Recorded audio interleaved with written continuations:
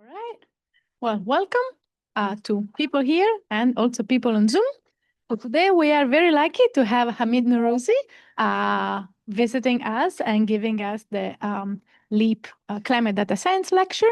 Hamid is a professor of civil engineering technology and director of undergraduate research at CUNY's New York City College of Technology, which is also the place where I work. So I'm very happy that he's here. And is also the co-director of the Center for Remote Sensing and Earth System Sciences. And his work is varied and it centers on remote sensing, GeoAI, and climate resilience, with a focus on linking environmental observation to community-relevant application. And I can personally attest to the fact that he's deeply engaged in mentoring the next generation of researchers and advancing geospatial approaches that improve understanding of natural and urban climate systems. So Hamid, welcome, and we look forward to hearing you. Thank you, Vivi. Really appreciate it. That was very kind of you for the introduction. Good afternoon, everyone. As we've mentioned, at the CUNY and CUNY Graduate Center, where we have actually our PhD students coming from. And the presentation I'm going to go through here today, it's about the applications of remote sensing in two particular areas that I'm going to present, and that has to do with inland water bodies, the freshwater body that we have, as well as the studying urban climate using remote sensing observations. So this is a work that I'm presenting is on behalf of the center. So many faculty and students are involved. So I just want to acknowledge all of them, and I try to do that at the end as well. So as this is my usual motivation slide about water in our planet Earth, and that has to do that if we put all the water that we have in our planet in a huge tower like this, and as you can see, about 97.5% of that are in the oceans, and we all know that we can live without the oceans, and they are very crucial. But eventually, we need water for agriculture and drinking and other civil purposes as too. But so that means that only 2.5% of the entire amount of water that we have in our planet left for inland water bodies, and that has to do with that. This inland water body, which we're supposed to call it H2O, is the one that they're coming in different forms, in various forms, and they're coming in form of glaciers, which is about 69% of them, of that 2.5%.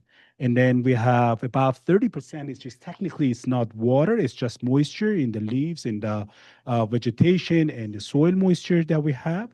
And it only leaves 0.3% of the entire water body that we have left in lakes and rivers that are potentially are available to us. So just want to say that this 0.3% is the 0.3% of 2.5%. That means it's going to be the entire fresh water that we have is 0.0076%.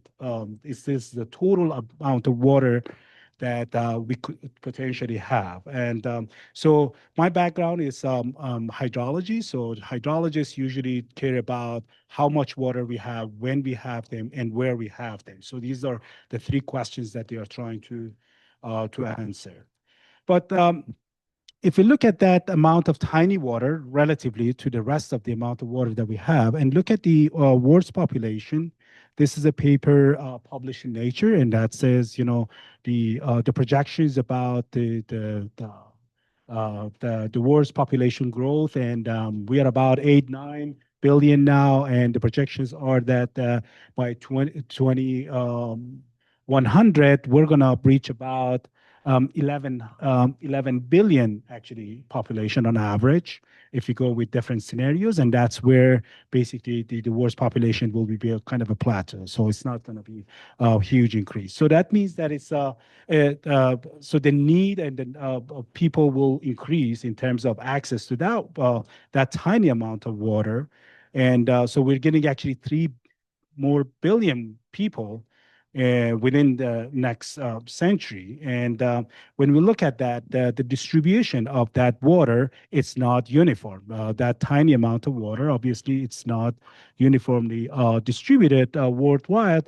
And you see a lot of areas on this map with the orange and yellow parts that happen to have the most dense populated basically countries in the world actually are mostly are coming from these from this region. So it's a lot of basically issues happening here, relatively small amount of water, growing population, and unequal distribution of water that we have. So it is very, very crucial to really have a good management and a very reliable and use every tools that we could in order to understand, to answer those three questions as how much, when, and where we're going to have that amount of water. So these are the just the schematic, of the satellite. So that's my background. It's in the satellite remote sensing, and that has to do that with launching a satellite, we can actually observe Earth at different frequencies and different basically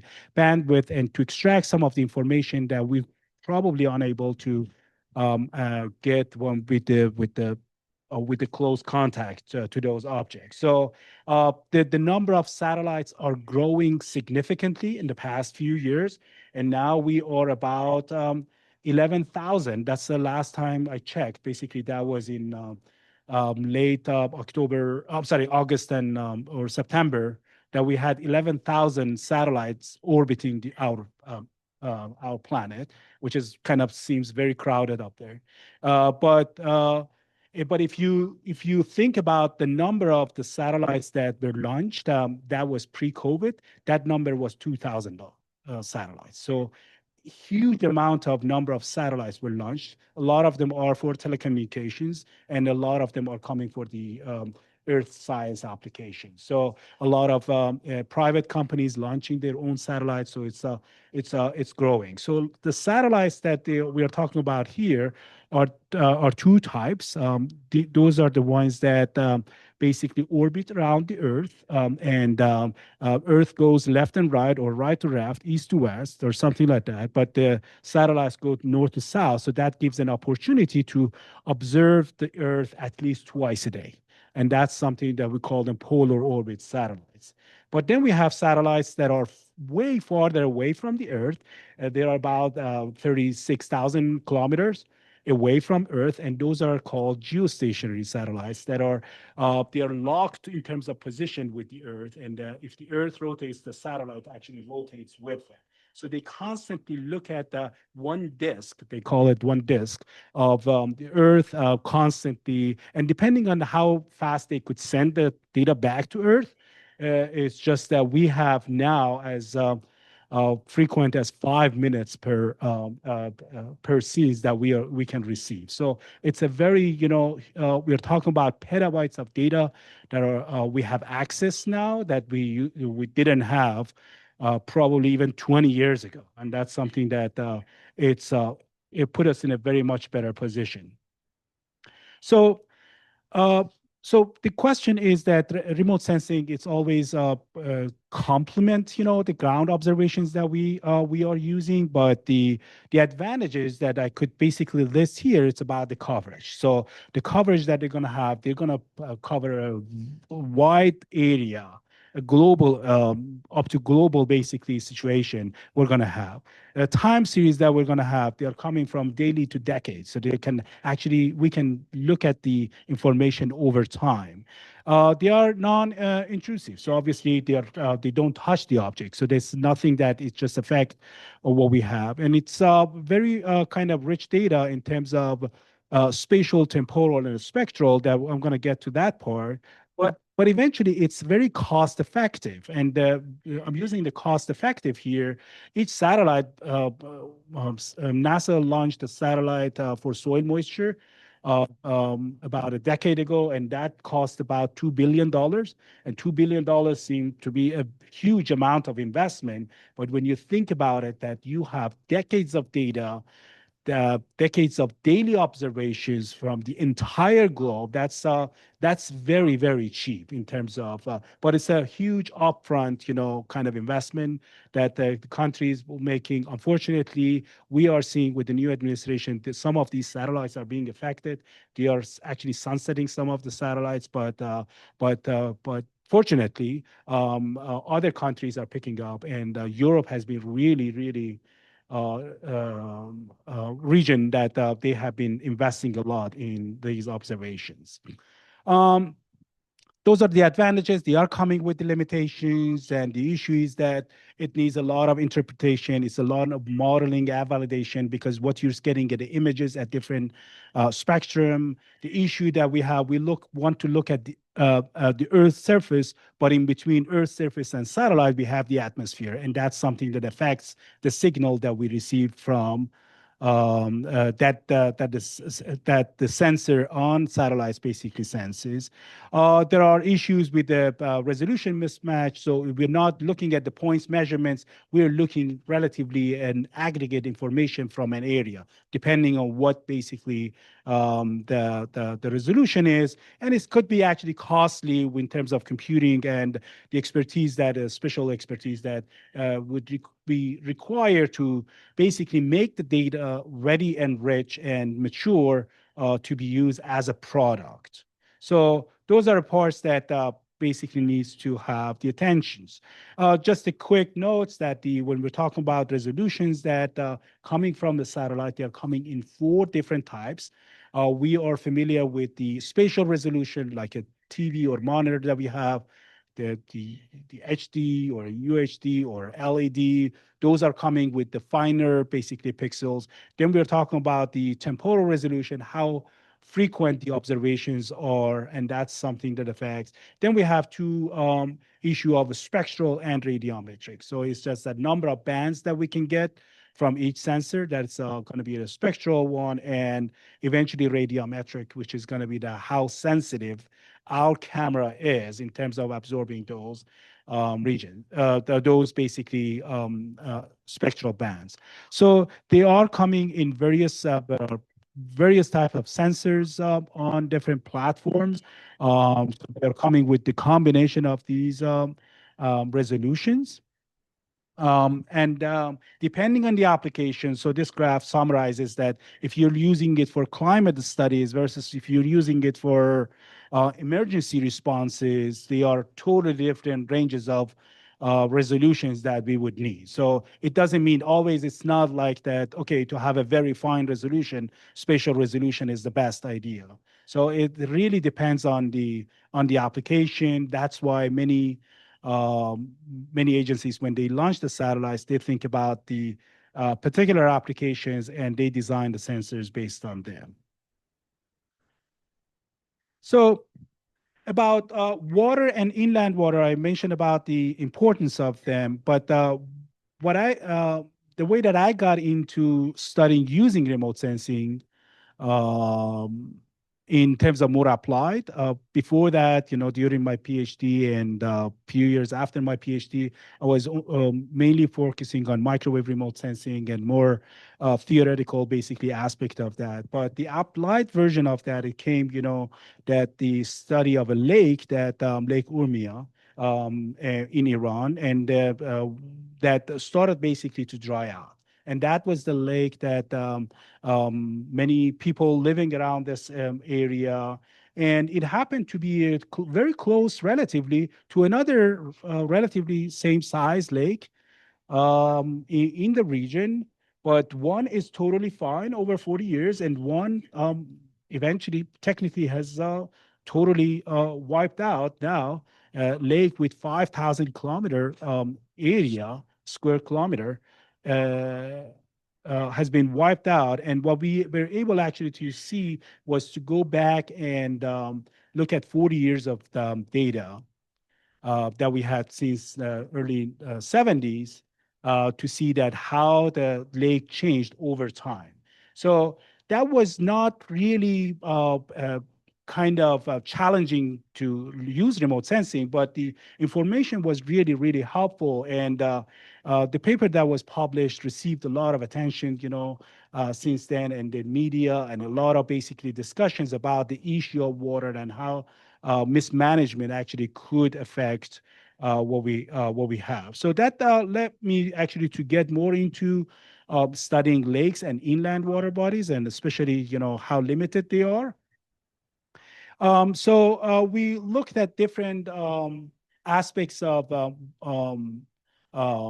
these water bodies, the inland water bodies, including looking at their temperature. So that was one of the most common, type of study, climate studies of any basically any physical property on in our planet. And water temperature, it's very important, especially in the lakes, because they cause they are important for the stratification, the amount of the salt, oxygen that is there for the habitat that we have in water, and eventually the water quality will be affecting those. So there are many, many aspects besides the climate change study that water temperature, it's very crucial for them.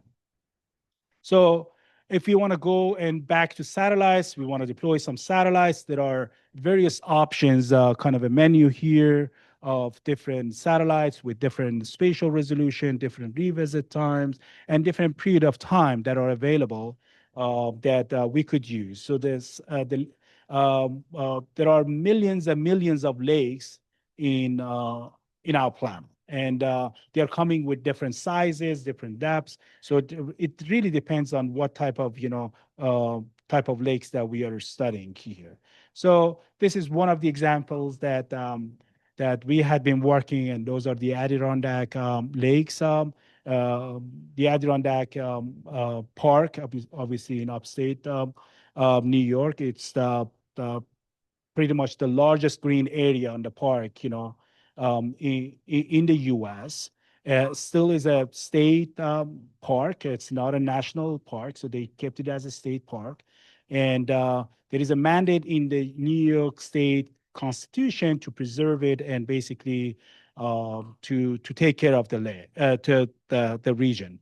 So this park alone has more than 2,500 lakes, and it's a lot of these lakes are in remote places that pretty much impossible. You have to basically walk probably 5, 10 miles in the wood to get to the lake and basically collect the samples, and it's going to be almost impossible.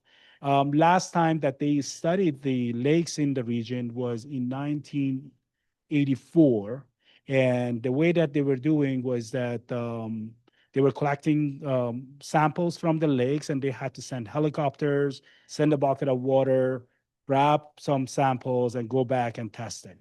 And since then, the state didn't actually have a really a good monitoring system of the lakes that they have. So through a consortium with RPI, Cornell, and us at CUNY, we are looking at different aspects with the ground observations, with some modeling and remote sensing that we are working on. And we looked at, the temperature, for instance, issue in the lakes. This is a project that hopefully will be running for the next 4 years, and that's something that we are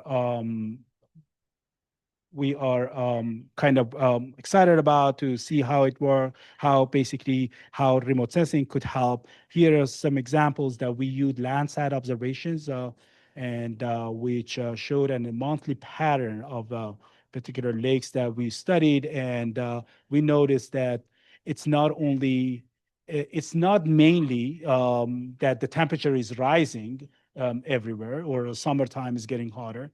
That's not necessarily the case. The issue that we're having here is that the summertime is getting more longer, and that means that during month of May and September, the lakes are much warmer than they were before. So that was one of the findings that we had in for these lakes. So we thought that, okay, let's continue this. And this is another project that we had been working and look at the global scale of the issue of water and going back to the issue of Lake Urmia was that the idea was that if there is any change in climate, if it's a lake is getting warmer, that means that the surrounding land must basically have increasing temperature too. So it can be just lake getting warmer and nothing happening around it. So it has to be some sort of consistency if it's climate change. So can we actually take a look at the trends of both lakes independently and then land, surrounding land, and see that if they are basically consistent. So we did that for about 500 lakes globally. The lakes could be actually detected using MODIS observations, daily MODIS observations since 2000. So we did more than 20 years of data. On the left, you see the nighttime water. On the right, you see the land one, and we try to see basically how they are changing. So if you look at the number of lakes, relatively on both sides, about 360 lakes of those basically are warming. There are some in the middle with white, relatively stable, and it's about 60 lakes that are basically cooling. So the majority of lakes, both land and water, are warming. And when you look at the differences between the trends in the land and water, that was an idea to see that are they consistent, and showed that here about that pretty much neutral in terms of the trends of the both. Majority of them are relatively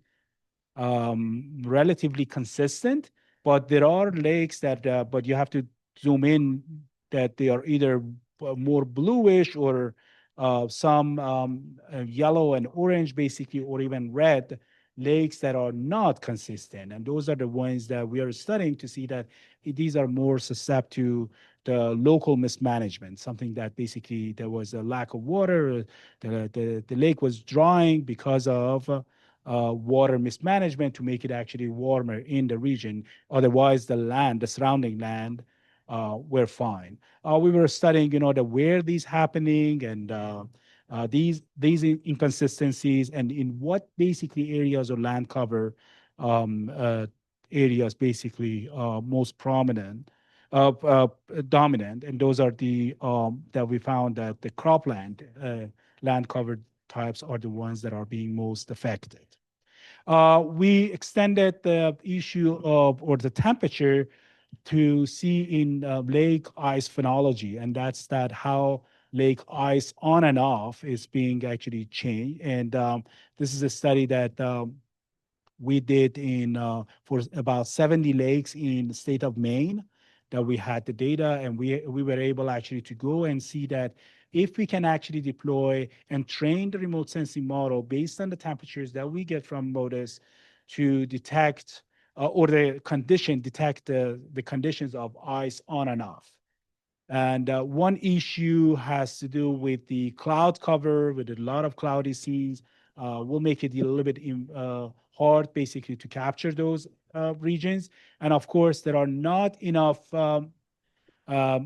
number of ground observation to tell us, what the conditions were in the past.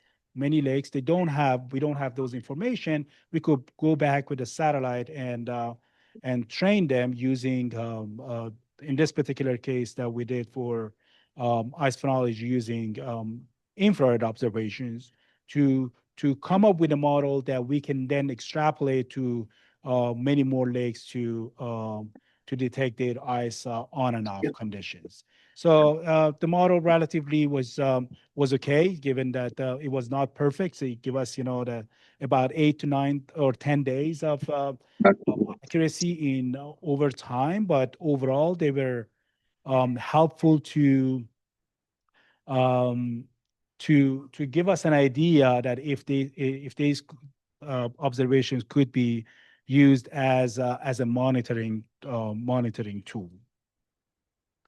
The next phase was to studying water quality, and So these are physical aspects that we were talking about, the temperature and the ice conditions, but there are biological, chemical issues that with water that we care about, water quality. They are important for human health, ecosystem, and obviously economy, because a lot of basically residents or the um, and commercial places or um, um, rely on the water that are available in the lakes or the reservoirs. But the issue is that we don't have enough ground observation, but the satellites might be actually a help in this particular case. So these are two images of of a lake in the Adirondack region. One is relatively clean, or at least relatively clear. The other one a little bit more muddy, and and which one would you rather to be with, One, the clear one, right? The problem is that you want to avoid that clear one. The reason is that these are issues that started. These are that these lakes are very super clear. The reason was that because of the acidic rains that caused actually to lakes to appear much clear or visibly. But the lakes on the right, it's actually in fact are much more healthy, and those are the ones that we want to see. What there are water quality aspects that we could or we can try using satellite remote sensing, and those are chlorophyll A, turbidity, called, for those of you who are familiar with, it's called CDOM, which is colored dissolved organic matters in water, and of course, temperature that already discussed. So in particular case of chlorophyll A, we did in a study, a lot of what we use from satellites are the bands that we get, the spectral information at each particular band. And we try to come up with a statistical, basically, formula to relate it to a biological or a chemical parameter here. So these are a list of, for instance, chlorophyll A. Different people came up with different methods, but but our study showed that it has to be customized. You can't have a one prescription for and you apply the same model everywhere. And the issue is um, more because of the atmospheric correction is required. The images that you get, they are dim, they are affected by atmosphere. It's not only about the cloud, even the water vapor actually attenuates the signal that reaches the satellite. So they have to be removed, the effect of atmosphere, to have a very clear image from the surface. And we started actually to looking at some lakes in Lake Hopatcong in New Jersey, and that's that they had some observations using airborne and using a flight that they had in the region. And on the right are the model that we worked on, and they relatively actually were consistent in terms of what they could see from the flight observations. So you see that the flight observations are very narrow, but we were able actually to create kind of a full coverage of the lake. So when they're going out, especially to take samples,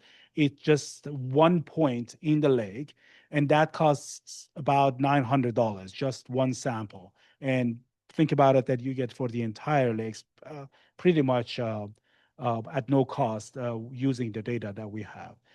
They are very consistent. These are month of July. That in 2019 it was a huge, basically harmful algal bloom attack in the lake and in the region that obviously satellite observations can clearly actually capture them here.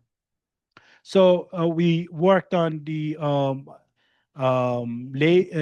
lakes. This is something that I showed at the Leap retreat, basically event. Also, that we worked on the about 400 lakes that we have in New York State with the observations that we have. Can we make a model that it's not those formulas? It's just more based on the machine learning that could be used in order to give us the chlorophyll A as a very big issue of harmful algal bloom. So here we combined the observations from 3 satellites, Landsat 8, Landsat 9, and Sentinel-2 observations to have much more frequent, up to 3-4 days of observations to monitor the lakes that we have. So in particular for small lakes, because you need to have something that can capture, the satellites that can capture those.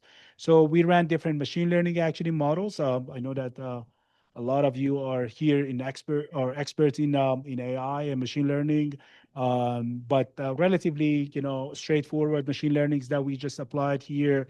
And we found that when we apply all the available bands from both satellites and some uh, lake characteristics in terms of size um, or the surrounding land cover type would yield the best model for us, and we were able to see that is statistically, um, reliable in terms of using those satellite observations for small lakes. That has been a challenge for many years, and NASA has been trying to work on that, to create a consistent model. And at least we were able to do that for New York State. I understand that NASA team is looking at a much wider global or country nationwide scale.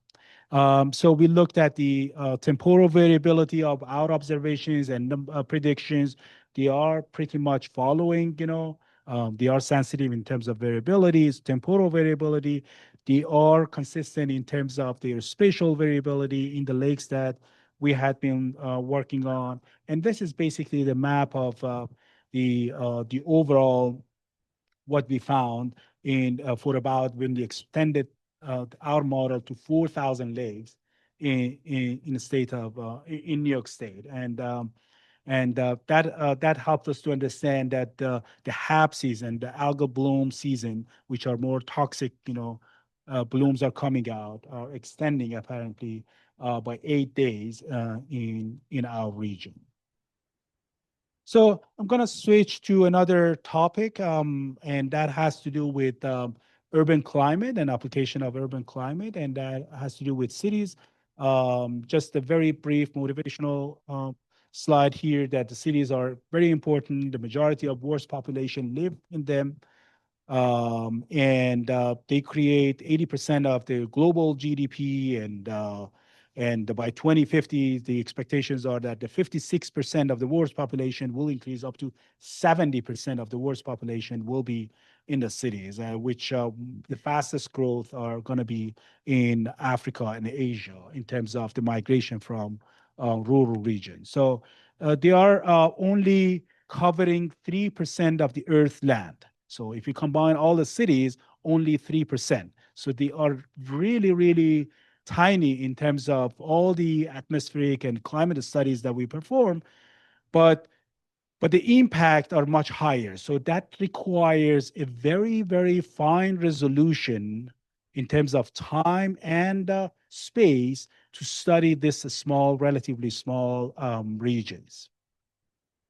So they are dealing with the issue of what we call them urban heat islands. So the cities are act as an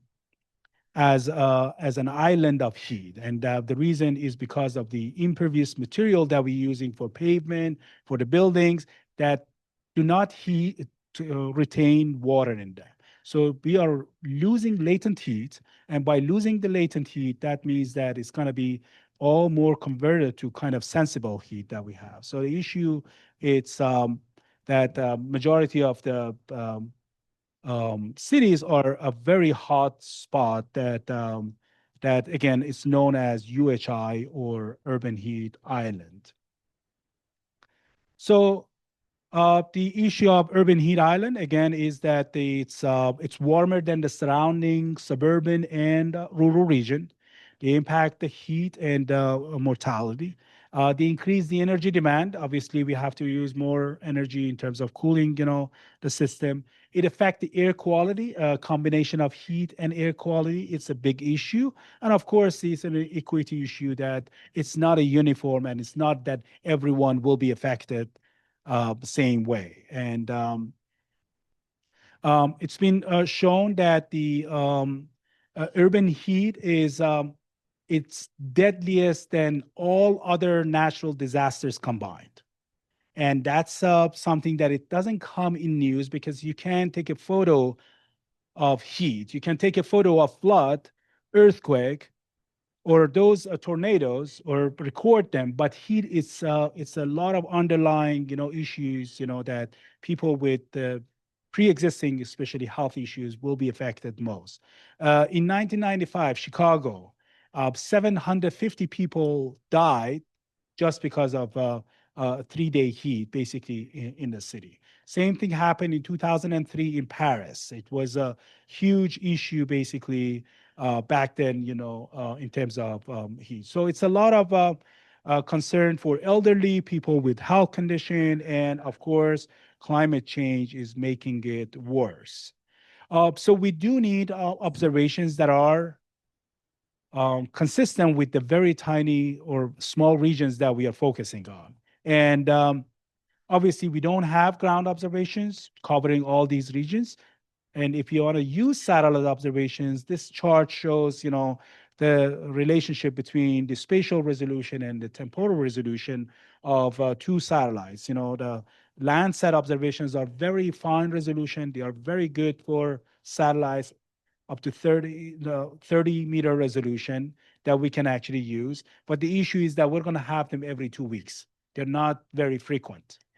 On the other hand, we have a newly launched satellite, GOES-R, which we can get observations every 5 minutes. And that's very good in terms of looking at the diurnal variation. But the downside is that the resolution, the spatial resolution of that, even with improvement, is 2 kilometers, which 2 kilometers for New York City, for instance, is going to be two cores. So one of the works that we did was to see that can we actually have a green area with the highest spatial temporal resolution, with combining the best of each satellite to create a um, new product that helpful for our cases. So here are some of the examples that shows that how data are changing diagonally, spatially. On the very left it's the Landsat. In the middle we have GOES-R, which would give us the diagonal variation. We have to deal with the issue of cloud. Cloud basically affects the observations that we are having, and we have to do a lot of processing to make the data ready for these observations. So the model that we had, eventually we were able to create a diurnal data, which is downscaled data for observations for every 30-meter, for every 30 minutes observations that we can have. So we capture both the diurnal variability and the spatial variability that gives us the very detailed information at the neighborhood scale to look at the issue of heat. So this is the paper that we had published. And going back to issue of urban heat island, is that urban heat island is characterized two ways. Sometimes we call them based on air temperature, that the air temperature is warmer than the surrounding regions, or surface temperature, the surface of the land cover that we have, it's warmer than the surrounding region. So these two have different implications. If we are concerned about health and human comfort, perhaps air temperature is the one that we are focusing on. But if you're looking at the energy consumption and energy implications, surface temperature is the one that will be affecting. So we had been studying the relationship between the surface temperature and air temperature in the cities, and we found that obviously they are not in a 1-1 basically relationship, and there are basically issues here that the surface temperature is warmer than air temperature. So surface can get much hotter than the air temperature, and that changes throughout the day. So we looked at this, compared this the city stations versus the ones in suburban and rural region, and one axis is the LST, land surface temperature, in the x-axis. In the y-axis is the difference between LST and air temperature. And as you could see, that the red regions are the ones that show that surface temperature it's much warmer than the air temperature. So it means that the implications of energy it's much pronounced basically in the cities in terms of surfaces. And we did, sure. Blobs in most of the say it again. These two blobs in most of the plots. Oh, those are coming at different seasons. So these are like a summertime, and so these are different seasons. Yeah. Probably we have done that in a seasonal base, but it would have been more helpful to go only for the summer only or others. Yeah.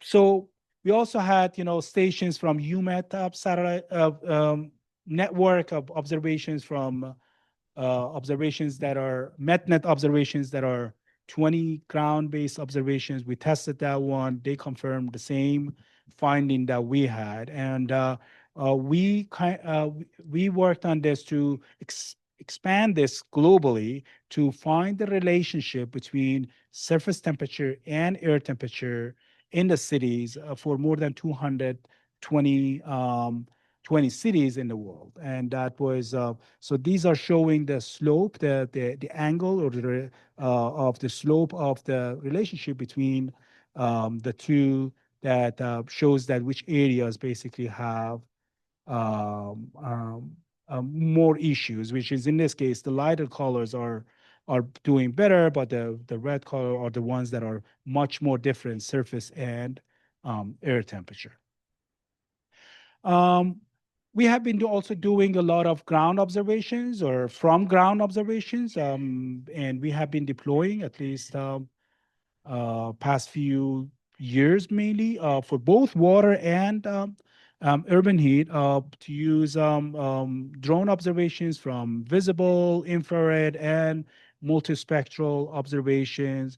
We had been using actually flux tower, which would give us the eddy covariance in terms of observations, in terms of incoming and outgoing radiation from the cities. Majority of these flux towers are only deployed in more natural places, and it's really kind of very rare to be deployed in the cities. So that's what we had been using to really better understand the um, um, energy balance in the cities. And of course, the vertical profile was based on the weather balloons that we had been using to find the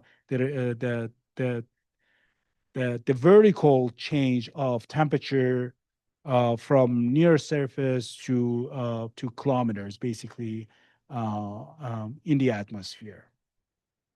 We had been also using infrared cameras to capture temperatures from the surfaces to validate what we get from satellites, and that's been helpful for us to have a better understanding how the thermal conditions are at each land cover type. So every year during summer, we work with a lot of undergrad and high schoolers, basically, and this is a particular area region in Brooklyn Bed-Stuy neighborhood that we send out our students, and they collect samples of the infrared measurements, air temperature, and humidity, and we come back and we just basically analyze what's happening at the neighborhood scale, and we try to compare them with the satellite to really better understand the energy, the surface, the energy balance in the neighborhoods. For instance, in one particular case, found that an area with a with a track, field track was a very hot one that they had to do something, or an area was like more industrial and the Home Depot was there, and that caused, that they needed actually more trees. So we had been working with the community, and we were presenting to them, and that's something that they are trying to go and advocate for their neighborhood to see that what solutions they can bring to reduce the issues of urban heat. So these are some images of our our team working in the neighborhood, and I'm going to relate it to issue of urban heat and health and how it's affecting health a little bit here. The map that you're seeing here is the map of life expectancy in New York.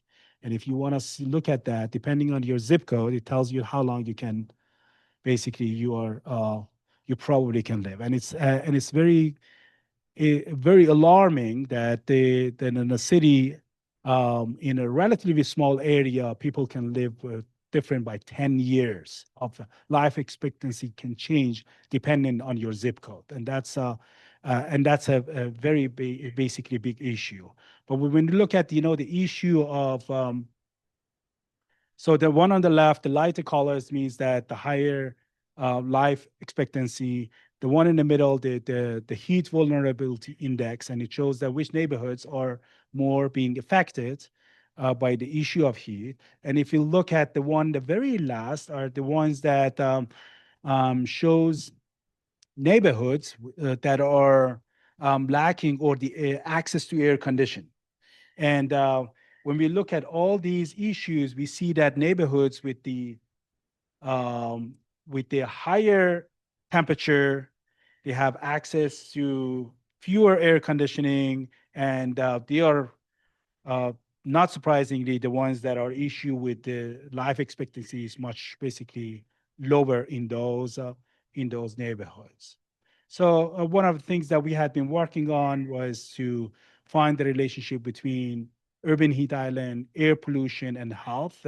So from the left, the satellites we brought, aggregated them into the neighborhood scale, the temperature observations that we have, and what we found that that when we compared it, let's say with asthma information, that for instance happening that which air pollution could be an issue, or the regions that are mainly coincide also air pollution and heat are both actually happening together. So one of the things that we had been working on was to see that can we actually have a cool routing model? Can we have a model that help the pedestrians, help the residents when they are out during the summertime or heat wave, can actually be use the coolest path and for their outdoor activities. So one idea was that can we utilize satellite data and to help the pedestrians to choose the walking path to prioritize, that which to prioritize shaded streets and coolest basically blocks, and eventually, hopefully, helping city planners to implement some mitigation plans.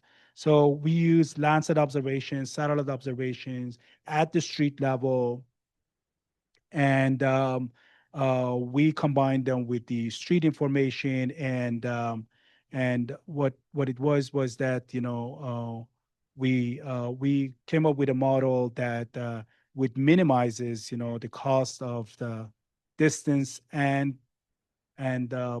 heat exposure in this case to find the path that would be helpful for residents to use. So this is kind of an app or an application. It's an online application that we had developed. So the user could just go and put their starting point, end point, and when they go with that, they're gonna basically be able um, to to go and find the coolest path. So I wanted to demonstrate something, but it seems that I'm getting more out of time. So I don't know if you have time.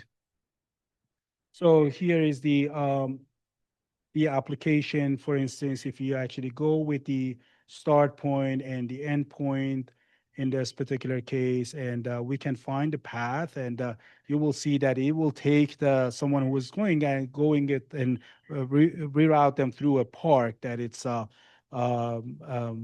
much much helpful. It also can help to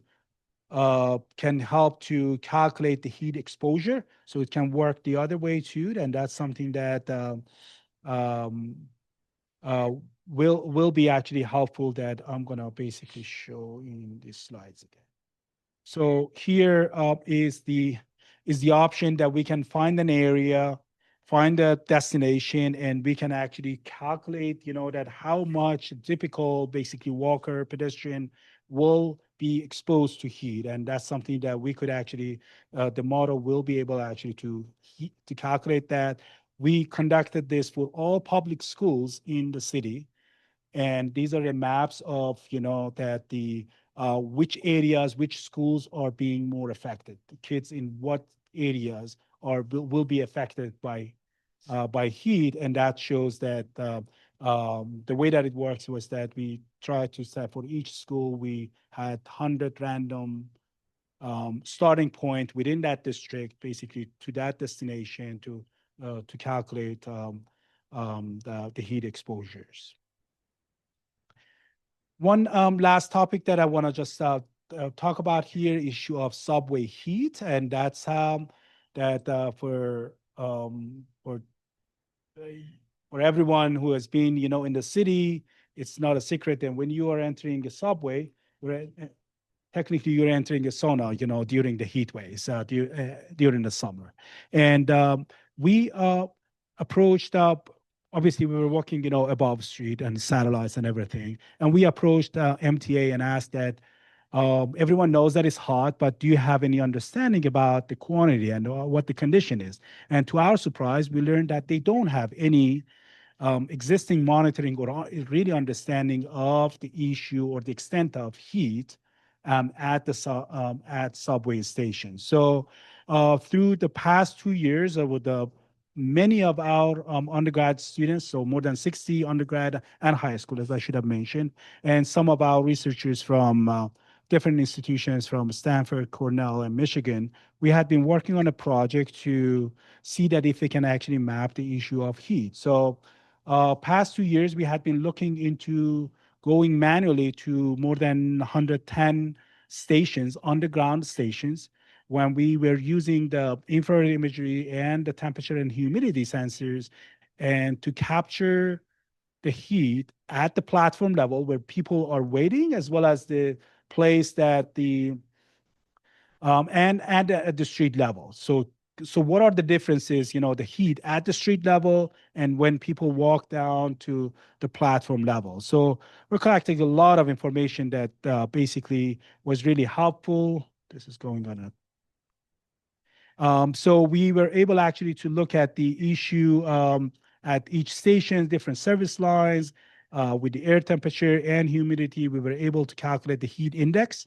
There are stations here that are much pronounced, like let's say 14th Street station. It's very known as a very hot station.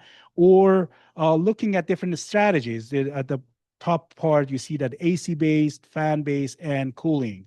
And one of the things later we found was that putting fans are not helpful. And that's something that they should consider. I should show later, but these are the maps of conditions that we have for the humidity, temperature, and the heat index at those stations.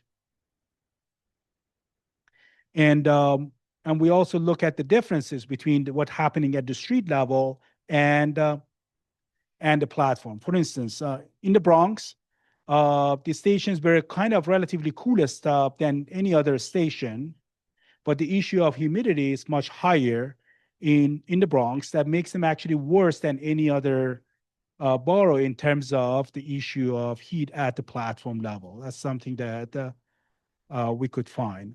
So we came up with the idea: can we actually use machine learning actually to based on the 2 years of data that we have, can we relate the street level with the platform level to come up with a forecasting model?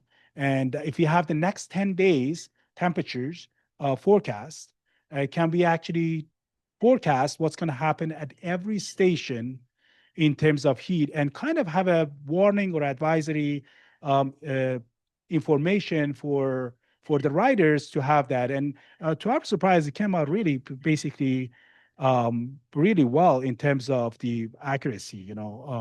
I know that other metrics should be actually checked, but the R square came out like in 91 here.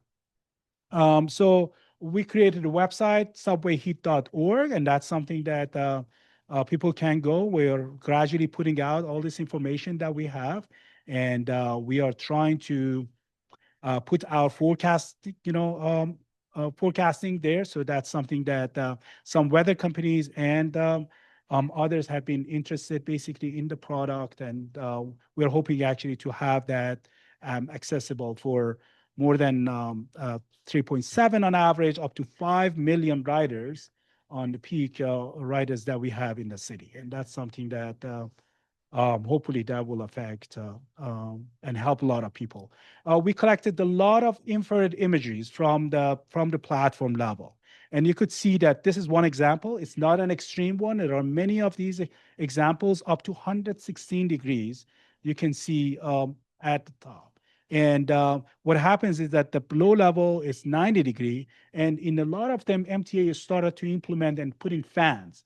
And we noticed that those stations with fans are the ones that are actually much worse, because what's going to do, bring up the hot air from the ceiling down to the level that people are. And in fact, they are just making it worse, for the conditions. So we came up with some image processing, some image detection. We come up with a kind of a workflow that it can have some supervised classification of what the conditions of at each element, at the rail track, at the track, at the ceiling, and what equipment and how much energy basically being emitted by each of these information. So if they are trying to use some of these information for their mitigation plan, which they have started because it received a lot of complaints about the heat in the subway.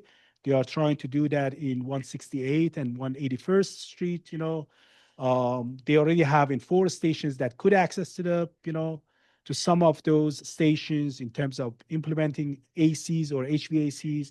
But a lot of stations are too deep that they cannot basically access. So they are thinking about the geothermal or heat recovery to capture the heat and making it as a warming up water, basically for providing hot water to the surrounding buildings that they have. So this is something that working in the heat for the heat recovery.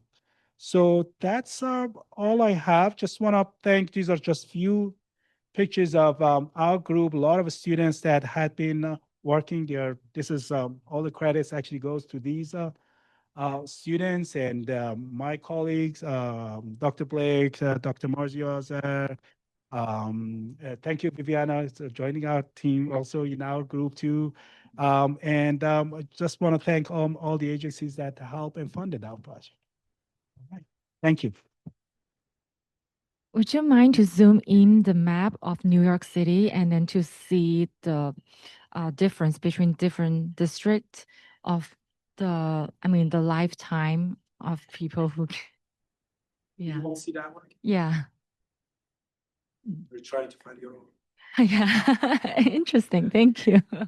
Yeah, this is on the Department of Health website, so you can actually. Thank you. Do you want to go next? Sorry. Okay, we have a question from Adisu in the chat. Thank you for the great presentation. I'm curious about the role of elevation in your analysis. How do you control for altitude variations when quantifying the urban heat island effect? I'm assuming this question about above surface, not the subway one, because a subway depth definitely has an issue in the issue of heat in those stations. But the issue of elevation, if you're talking about building heights, in fact, are helpful in terms of reducing temperature. So they are providing a lot of shade. So many streets, even during summer, you can find good shade because they are very tall buildings. So if that's so there is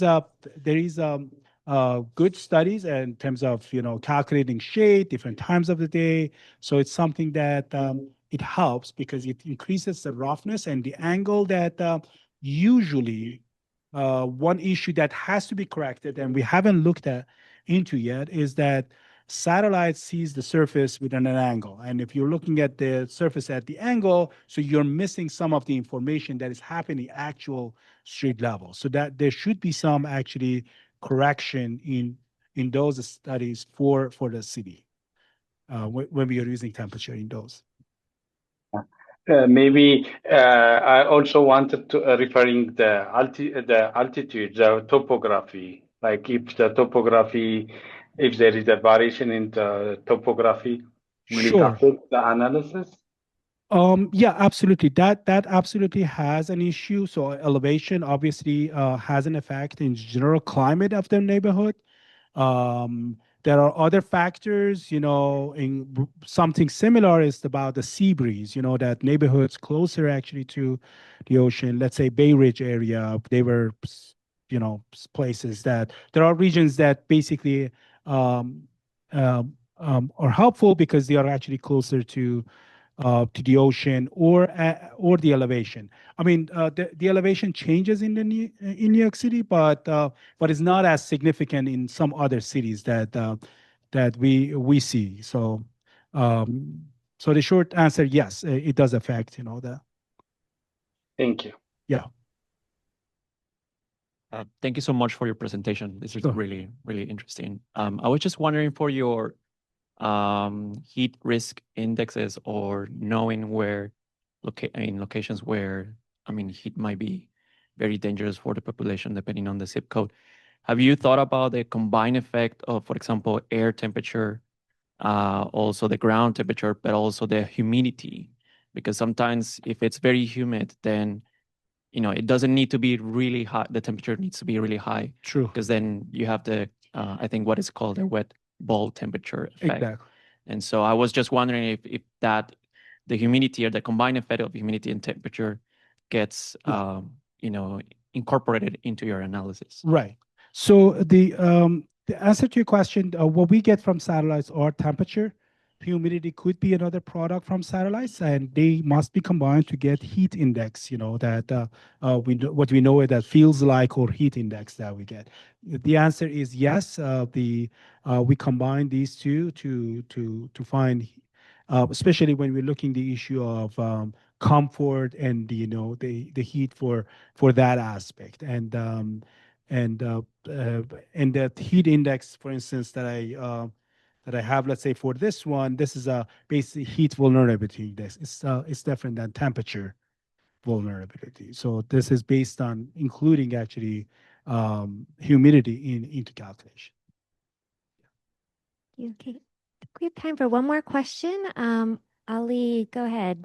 Yeah, hi. This is Ali from UMass Law. That was great talk. Just was thinking the impacts of you mentioned the impacts of like changes in temperature in the lakes. I was thinking there could be any impacts changing temperature in the lakes or water shrinkage, and then what's the impact on like in the precipitation recycling and eventually I was thinking these changes in lake can have some impact on the land surrounding land, like in terms of wildfire, like because of it would be like more evaporation could be like changing fire weather or fuel availability of fuel in the surrounding area, and this kind of is there any correlation you think would be these changes in lake and also the land surrounding lake in terms of wildfire? Yep. Yeah, we didn't look into the issue of wildfire. I know that the how the wildfire and the smoke and the deposition in the lakes is a big issue about the water quality, by the way. So it's a lot of actually researchers focus on that. But if I understood correctly, you mentioned the issue of precipitation and higher evaporation, and that's something that that's true. So if it's about increasing temperature, that would affect the increasing the evaporation.